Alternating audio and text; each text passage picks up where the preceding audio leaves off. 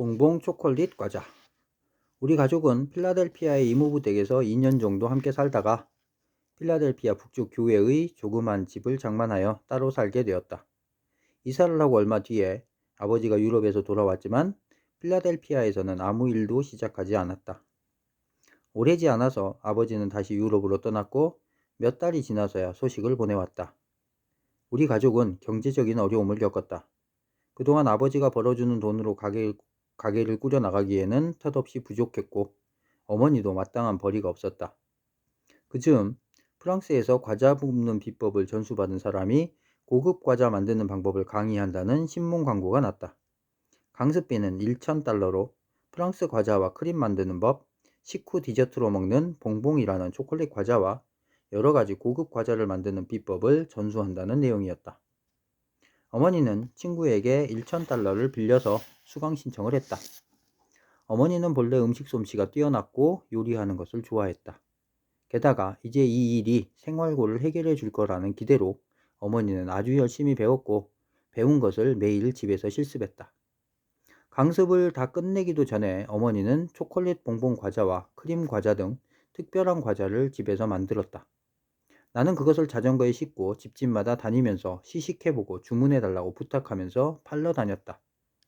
매일 방과 후 숙제를 마치고 바로 필라델피아의 여러 구역을 정해서 그 일을 했다.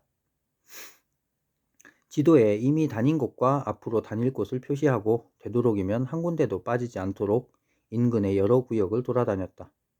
주중에는 주문을 받으러 다니고 토요일과 일요일 오전엔 어머니가 과자 만드는 것을 도왔으며 일요일 오후에는 주문받은 것을 배달했다. 과자를 파는 방식은 단순했지만 아주 실리적이었다.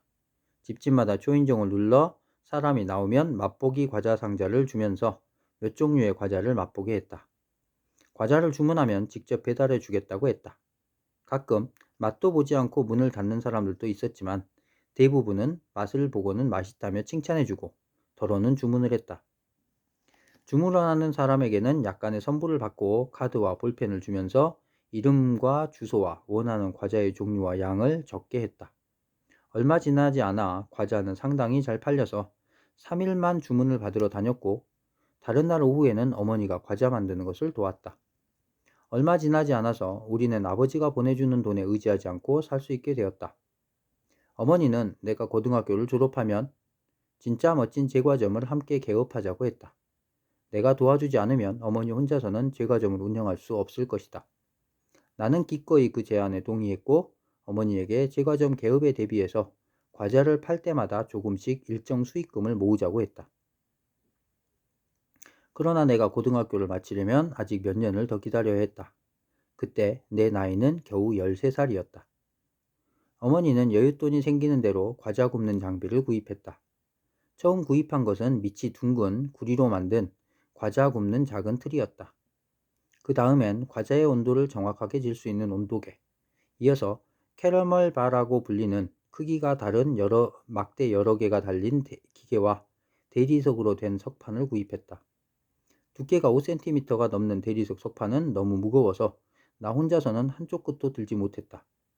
우리는 그 석판을 부엌 탁자 위에 올려놓았다. 어머니는 주로 그 석판 위에서 여러 가지 모양의 과자 반죽을 만들고 과자 반죽에 딱딱한 막대를 넣어서 당시 유행하던 장난감 모양의 막대 사탕을 만들었다. 우리는 식사도 석판 위에서 했다. 석판이 너무 무거워서 쉽게 움직일 수 없으니 어쩔 수 없었다. 식당은 과자를 만들어 굽고 포장을 하는 방으로 바뀌었다. 주문받은 과자는 나무판과 벽돌로 만든 나무 선반 위에 쌓아두었다. 누나 캐럴도 함께 살았지만 다른 일에 바빠서 과자 만드는 일을 돕지 않았다. 남자친구 만나고 파티에 가고 영화를 보러 가는 일이 훨씬 재미있을 나이였다. 형은 집에 없었다. 벌써 오래전부터 뉴욕에서 직장에 다녔다. 형은 특별한 일이 없으면 집에 잘 오지 않았다. 어머니는 드디어 아주 특별한 과자 굽는 커다란 기계를 구입했다.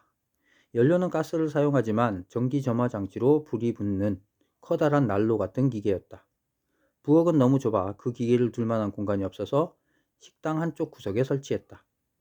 우리는 몇 년 동안 계속 과자를 구워서 팔았다. 더는 주문을 받으러 나갈 필요가 없었다. 한번 구입한 사람들이 계속 주문을 했고 입소문이 나면서 주문이 밀려들었다. 과자 만드는 일 말고도 나는 집에서 멀지 않은 전자제품 파는 가게에서 아르바이트를 했다.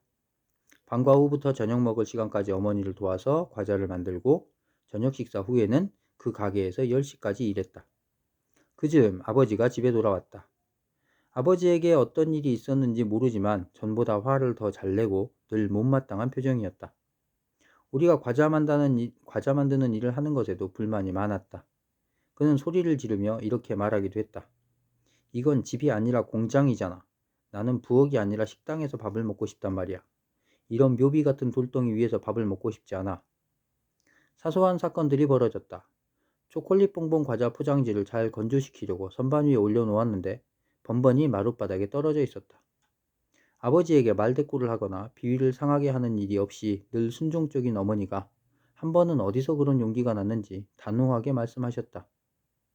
여보, 당신에게 분명히 말하는데 이런 어리석은 짓을 다시 하면 그땐 가만히 있지 않겠어요. 아버지는 놀라서 반문했다. 당신 지금 내게 어리석은 짓이라고 했소? 뭐가 어리석은 짓이라는 거요?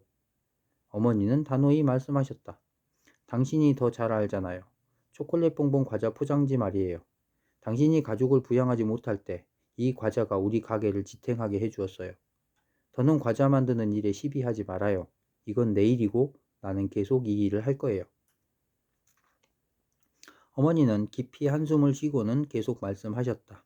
더 방해하는 건 용납 못해요. 알았죠? 아버지는 어머니에게 아무 대답도 하지 않았다. 아버지는 입을 다물고 밖으로 나갔다.